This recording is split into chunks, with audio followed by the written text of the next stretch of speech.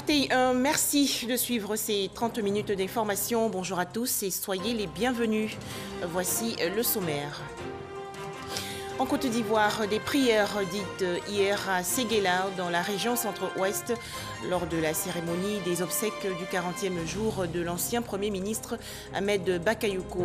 Cérémonie en présence d'une forte délégation gouvernementale conduite par le chef du gouvernement, Patrick Achi.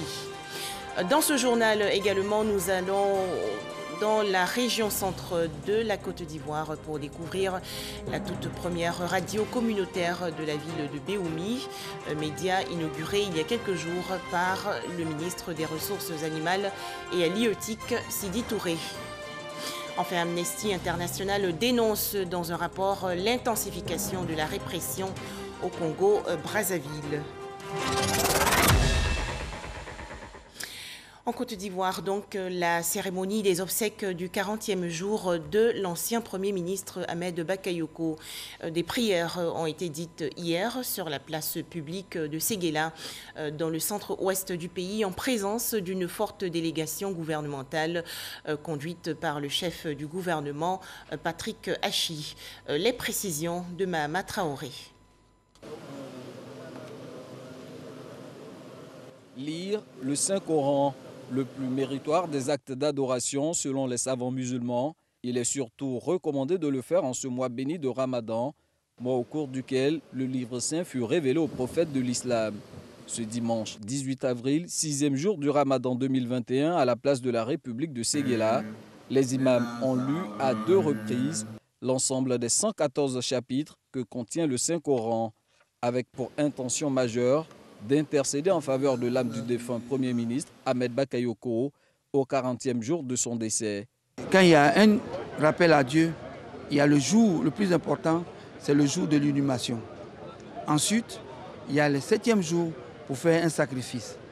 Et après, le 40e jour pour se rencontrer aussi, faire le sacrifice. Mais ce qui est important, c'est une incitation à ne pas oublier nos défunts.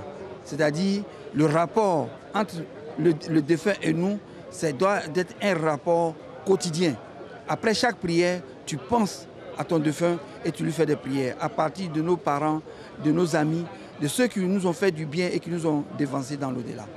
Dans ce énième moment de recueillement et de prière, le soutien de l'État s'est encore manifesté à l'égard de la famille Bakayoko. Le chef de l'État, Alassane Ouattara, s'est fait représenter par le Premier ministre Patrick Achi. Aux côtés du chef du gouvernement, plusieurs hautes personnalités et des membres du gouvernement. La famille voudrait déjà remercier son Excellence Monsieur le Président de la République d'avoir fait de leur fils ce qu'il a été jusqu'au jour où Dieu a bien voulu le rappeler à lui. Le président n'a ménagé aucun effort. Depuis la maladie d'Ahmed, jusqu'à ce jour. Et la famille voudrait infiniment le remercier. Son Excellence, Monsieur le Président de la République, étant à l'extérieur, ne pouvait pas ne pas se faire représenter à une cérémonie aussi importante pour le deuil de son fils si cher et des relations qu'il a et qu'il continue d'avoir avec la famille et au-delà avec les familles alliées et tout le Woroba. Donc je suis donc venu en son nom avec une forte délégation pour également traduire à la famille et pleurer nos sentiments de compassion. Leur dire que nous sommes là, nous sommes à côté d'eux et que nous essayons de faire en sorte que ce départ d'Ahmed, bien sûr sans pouvoir le remplacer, nous ferons en sorte que ce départ soit moins douloureux pour eux. Dans leurs différentes interventions, les guides religieux ont loué la générosité du défunt et prié pour le repos et le salut de son âme. À noter également plusieurs dons en vivres et en numéraire en soutien à la famille Bakayoko. Des prières dites également à Abobo dans le district d'Abidjan pour Ahmed Bakayoko, anciennement maire de la commune. La plateforme des organisations de la jeunesse active a en effet organisé une cérémonie des obsèques du 40e jour de l'ancien Premier ministre. Les guides religieux et autres leaders de jeunesse ont témoigné de la grande générosité de Ahmed Bakayoko dans la gestion de cette commune. Ils sont au micro de Bintou Pekele. Les imams, en pleine lecture coranique sur l'esplanade de la mairie d'Abobo. Ils prient pour le repos de l'âme du Premier ministre Ahmed Bakayoko, 40 jours après son décès. À leur côté, des pasteurs. Il a été un bâtisseur et c'est quelqu'un aussi qui a envoyé la cohésion entre les religieux à Abobo. Ça m'a beaucoup marqué et son dernier jour, la dernière cérémonie, il fallait que les pasteurs se mobilisent pour venir soutenir les musulmans. Le Saint-Prophète sallallahu alayhi wa sallam nous a dit, lisez beaucoup le Coran pour votre défunt, car le défunt gagne beaucoup de mérites. Alhamdulillah, on a lu le Saint-Coran intégralement et puis Surat al-Yasin précisément. Alhamdulillah, on a jeté le doigt au final avec les différentes structures religieuses qui étaient là. Cette cérémonie de prière du 40e jour du décès de Ahmed Bakayoko, une initiative de la plateforme des organisations de jeunesse active POJA. Objectif, témoigner leur reconnaissance et leur amour à leur maire, Ahmed Bakayoko. Tout ce qu'il avait souhaité quand il était là, c'était de voir la jeunesse d'Abobo unie. Donc aujourd'hui, nous avons décidé de marcher dans les sillons qu'il a tracés, en nous mettant ensemble pour organiser cette activité et lui rendre vraiment un vibrant hommage. C'est vrai qu'il est parti physiquement, mais il demeure à jamais dans notre cœur. Occasion pour les jeunes de la commune d'Abobo de faire une parade de moto en hommage à l'homme qu'ils appelaient affectueusement le vieux père, le Golden Boy. Décédé le 10 mars dernier, le Premier ministre Ahmed Bakayoko a été inhumé à Séguéla, où s'est déroulée la cérémonie officielle du 40e jour de son décès. Autre actualité nationale, Béoumi, dans la région centre du pays, a sa toute première radio communautaire. Ce média a été inauguré récemment par le ministre des Ressources animales et halieutiques, Sidi Touré. La radio communautaire de Béoumi veut œuvrer pour le développement de la localité. Pour en parler, Léon Brou de RTI Bouaké.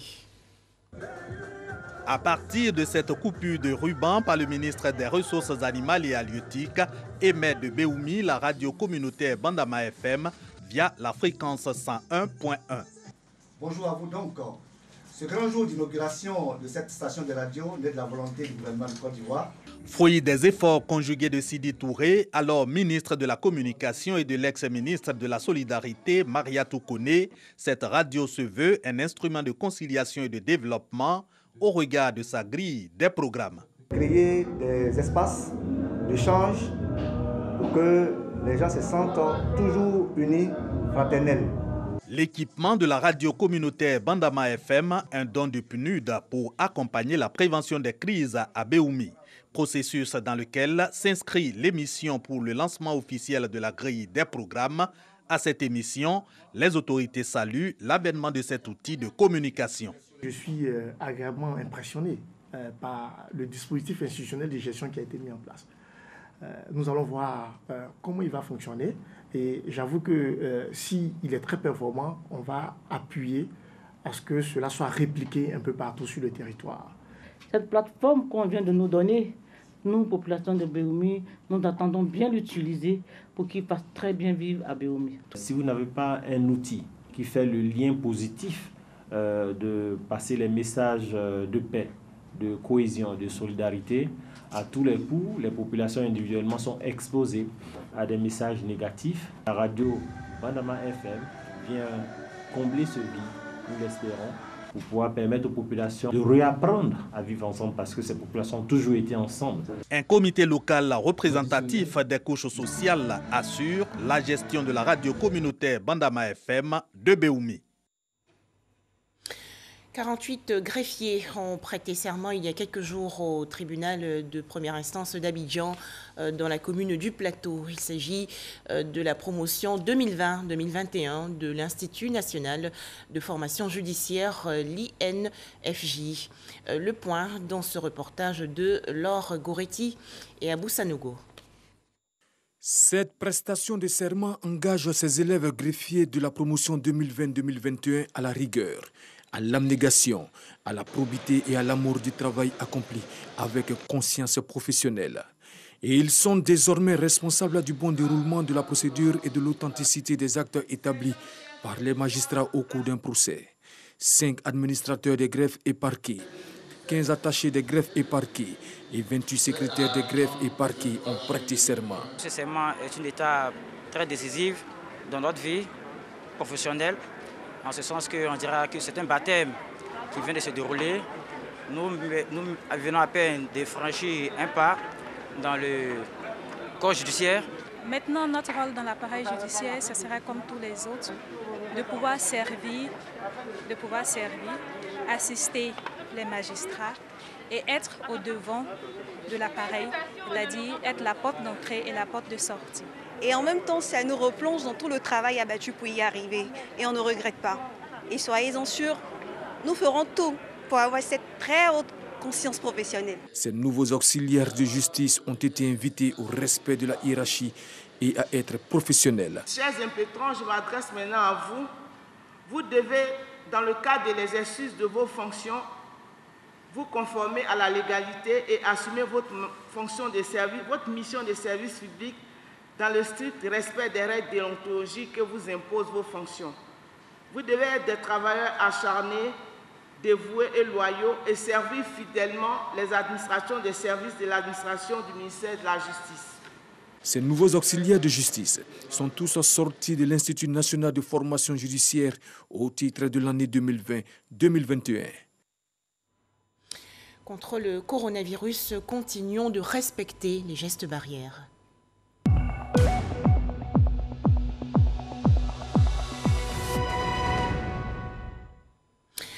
41 nouveaux cas de coronavirus enregistrés hier en Côte d'Ivoire par le ministère de la Santé et de l'Hygiène publique.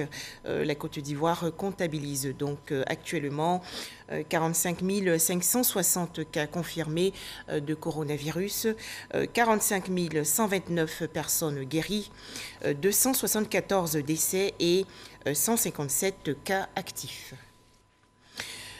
Le coronavirus et le VIH-Sida portent un coup aux acteurs du secteur informel. En effet, selon une enquête du Bureau international du travail, le secteur informel est confronté à plusieurs problèmes, notamment les pertes d'emploi et autres difficultés pour les acteurs de se prendre en charge sur le plan sanitaire.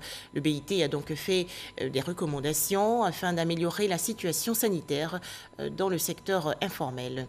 Evelyne Yeboué et Godefroy Okambawa.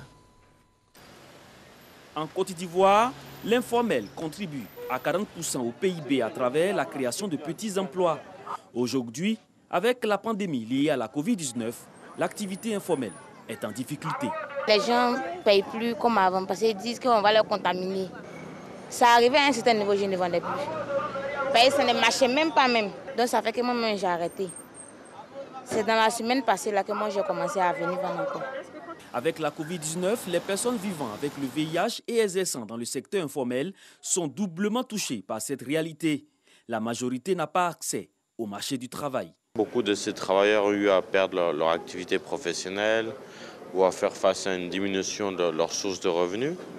L'impact a été également sanitaire, puisque malgré la continuité des traitements antirétroviraux qu'ils ont pu obtenir, il y a eu une forme de fragilisation psychologique notamment qu'ils ont subi. Pouvoir faire en sorte qu'elles soient appuyées par des ONG communautaires notamment, afin de retrouver confiance en elles-mêmes, confiance en leurs capacités et pouvoir vraiment résolument se tourner avec optimisme sur l'avenir en fait.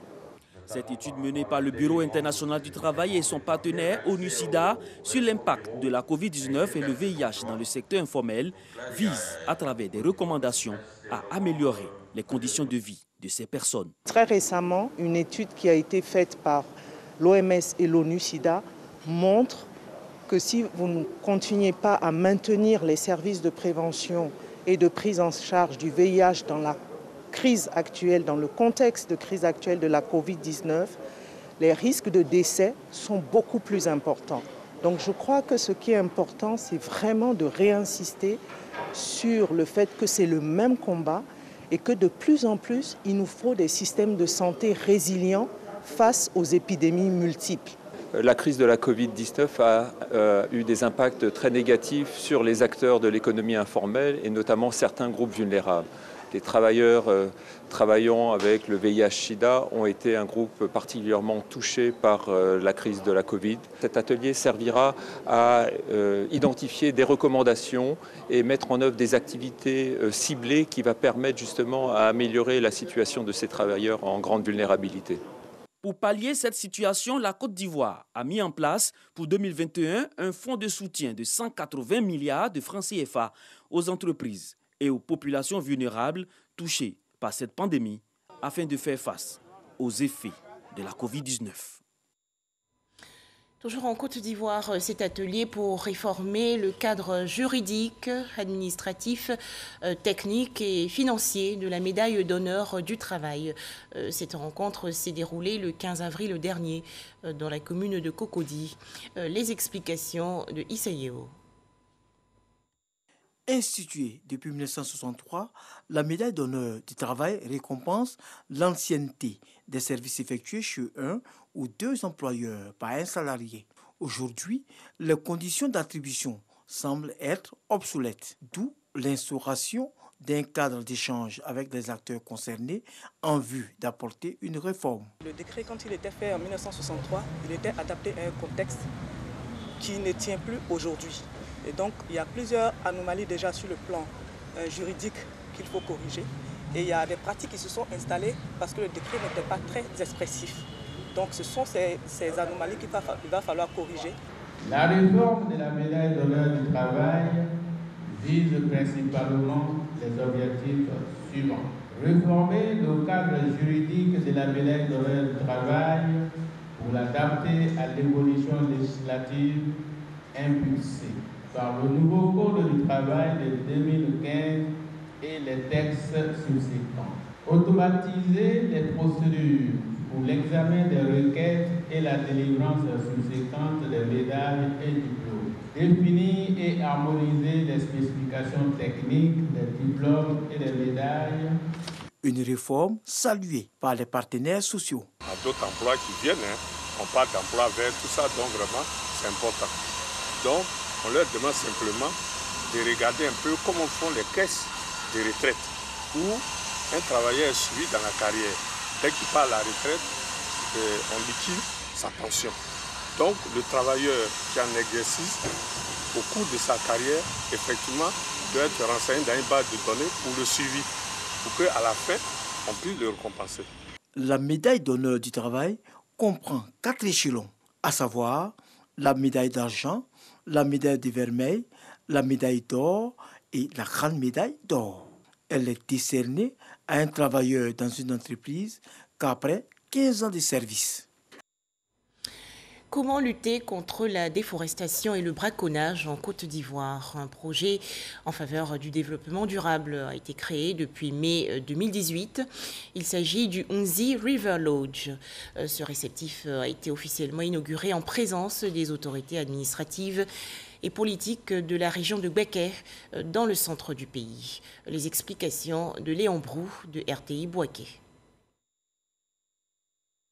41 000 hectares de forêt à 45 km de Bouaké. Unzi River Lodge est la première réserve naturelle de faune en Côte d'Ivoire depuis mai 2018. C'est désormais un lieu public reconnu comme faisant partie du patrimoine de la Côte d'Ivoire. Notre vision est de conserver l'écosystème et la faune locale pour la préservation des espèces endémiques et la protection du couvert végétal nécessaire à la région du centre de la Côte d'Ivoire pour la lutte contre le réchauffement climatique. Ici, à Unzi River Lodge, où la nature et le pittoresque vous ouvrent les bras, se tient le lancement du projet écotourisme et la conservation de l'écosystème et la faune locale. Impliquées dans la lutte contre la déforestation et le braconnage, les autorités administratives et politiques de la région de Gbeke, mais surtout les riverains de la réserve. Il convient de rendre ces derniers autonomes par la création d'activités génératrices de revenus. Ainsi, les chefs des villages riverains, bénéficiaires du projet, reçoivent des plaques d'unités de transformation de miel et de beurre de karité. Est également présenté le matériel de transformation. Au niveau du projet, j'apprécie parce que mes enfants en ont bénéficié. Alors, je suis très heureux que ce projet voie le jour chez moi au village. C'est un projet qui s'intègre dans la lutte contre la pauvreté par le tourisme. Mettre en place des programmes économiques pour les populations riveraines, afin d'augmenter, de diminuer le niveau de pauvreté et surtout de leur faire comprendre que avoir un poumon vert au centre du Gbeke, c'est aussi profitable pour eux. En plus de la Côte d'Ivoire et de la Banque mondiale, l'Allemagne, à travers le GIZ, soutient le projet écotourisme. C'est pas seulement l'argent, c'est aussi la formation. On a formé plus de 100 bénéficiaires. La réserve d'Unzi River Lodge regorge de plusieurs espèces animales, entre autres éléphants, rhinocéros, lions. Les promoteurs prévoient d'installer des clôtures électrifiées pour empêcher le déplacement des animaux vers les populations riveraines. Dans l'actualité nationale également, la 50e semaine culturelle et sportive de l'école militaire préparatoire technique EMPT de Bingéville. Festivité en présence du chef d'état-major général des armées, Lassina Doumbia. Au programme, des compétitions sportives, des concours culturels et autres jeux éducatifs. Le point dans ce reportage de Moussa Konaté. Des pas de danse au rythme des tambours. Le Kwakwacha, danse de réjouissance en pays Adjoukou, peuple du sud de la Côte d'Ivoire. La chorégraphie est exécutée par les enfants de troupe sous le regard observateur du général de corps d'armée Lassina Doumbia. C'est la semaine culturelle et sportive de l'EMPT de Bingerville. Après pratiquement 2 trimestres d'études, ça leur permet de se détendre un peu et en même temps de connaître la culture. Ça leur permet de rester dans la transition. La semaine culturelle et sportive de l'EMPT est à sa 50e édition. L'activité vise à rapprocher les apprenants du monde culturel. Durant plusieurs jours, les pensionnaires de l'établissement d'enseignement militaire vont faire montre de leur talent dans le domaine de la culture.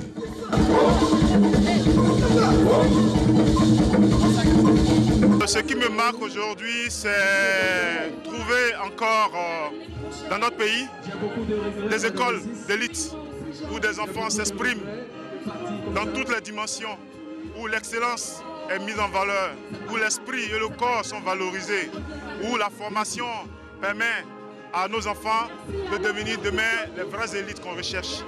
C'est ça. Et ça m'a permis de voir aussi un personnel d'encadrement engagé. L'école militaire préparatoire technique est une référence internationalement connue. Cette journée marque le démarrage des festivités de la semaine culturelle et sportive de l'EMPT. Le top départ est donc donné par le chef d'état-major général des armées. Un nouveau chef pour Bessedi Brignan, localité située dans la région sud du pays. Augustin Obiyapo, c'est son nom, a été installé récemment lors d'une cérémonie organisée dans la pure tradition Akié. Les détails dans ce reportage de Eugène Atoubé. École primaire publique de Bessedi Brignan. Arrivée majestueuse du parrain, le chef de canton de Niablé, Nanan Kwakou le Passion 3, et sa notabilité. Le bain de foule est pour les populations de Bessedi Brignan, moment de découverte d'un pan de la culture du peuple Agni Ndeni.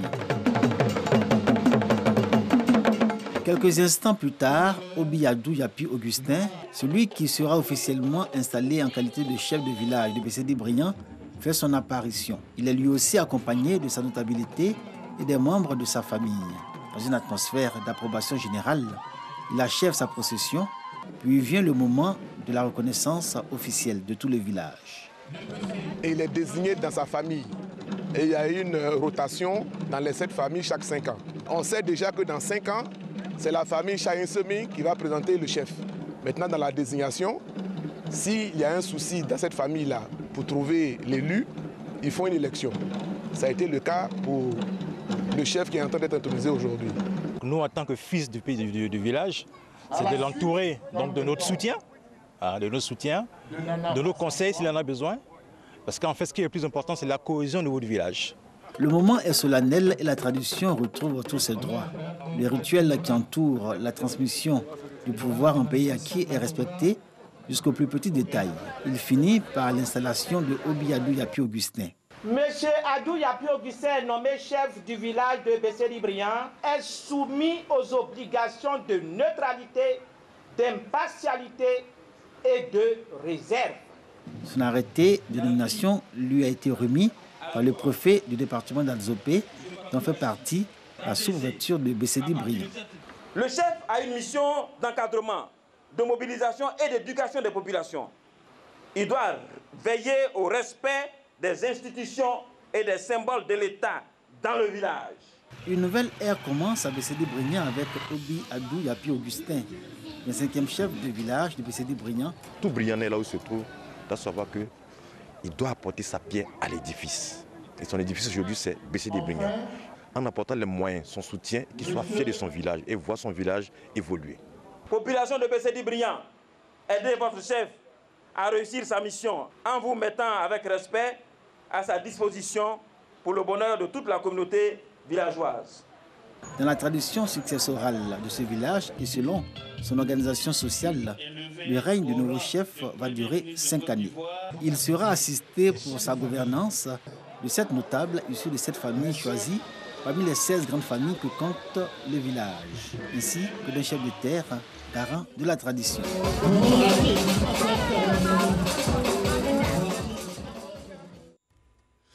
Au chapitre culture, la fin du Popo carnaval de Beaunois dans la région sud du pays. Concours à Oulaba, danse traditionnelle et concours Ébé ont meublé cette 40e édition. Issaïeo. Stade municipal de Beaunois. Le Popo est en feu. C'est le signe de la fin de 2 semaines de festivités marquant la 40e édition de ce festival cinquantenaire. Mais avant, le public a eu droit à un défilé géant de toutes les couches sociales. Défilé des Aoulaba, des motards, les jongleurs de ballons, le ballet de groupes et danses traditionnelles. Ouverture du festival sur d'autres cultures, notamment le défilé des Écossais et des filles du Brésil. Bref, le 40e Popo Carnaval s'est voulu un festival de maturité. Le peuple retrouve son Popo après la pandémie qui a freiné l'organisation l'année dernière. Donc quand on voit l'engouement, on sait que la population est contente. Et les gens sont venus de partout pour encore vivre le Popo Carnaval.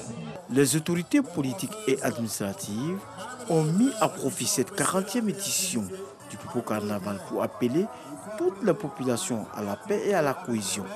Pour les festivaliers, le Popo Carnaval est une opportunité de retrouvailles et de célébration de la culture abourée et de la diversité culturelle. Je suis de Bundiali et Bundiali est jumelé à Beaunois. Et un jumelage qui date des années 80. C'est d'ailleurs le tout premier en Côte d'Ivoire.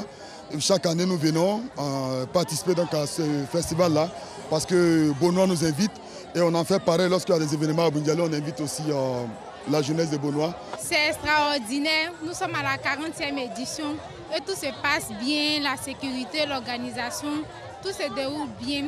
La jeunesse de Beaunois n'a plus de problème. Nous sommes maintenant, c'est vrai, il y a beaucoup de choses qui sont passées, mais la jeunesse Beaunois est réconciliée et la jeunesse Beaunois a très avancé très fort. Et nous serons très forts avec nos autorités et nous allons atteindre notre objectif. Notre objectif, c'est quoi? C'est le travail. Le Popo Carnaval, c'est 500 emplois directs, 2500 emplois indirects et 2 500 000 festivaliers. La répression s'intensifie au Congo-Brazzaville selon Amnesty International. Le pays fait face à de graves problèmes économiques, notamment la chute du pétrole et la crise sanitaire liée au coronavirus. Alors face à cette situation, de nombreuses voix s'élèvent pour dénoncer la mauvaise gestion de la crise par le gouvernement de Denis Sassou Nguesso. Le pouvoir congolais, de son côté, tente de faire taire les protestataires. Enfin, un refroidissement dans les relations entre l'Iran et l'Arabie saoudite. En effet, Téhéran accueille aujourd'hui favorablement toute discussion avec Riyad, et cela sans confirmer ni démentir les informations d'un journal américain selon lesquelles des responsables iraniens et saoudiens se sont rencontrés en Irak. Les deux pays auraient donc entamé des négociations à Bagdad ce mois-ci, près de 5 ans après avoir coupé toute relation diplomatique. Et c'est la fin de ce journal. Merci de nous avoir suivis. Je vous retrouve demain mardi avec beaucoup de plaisir.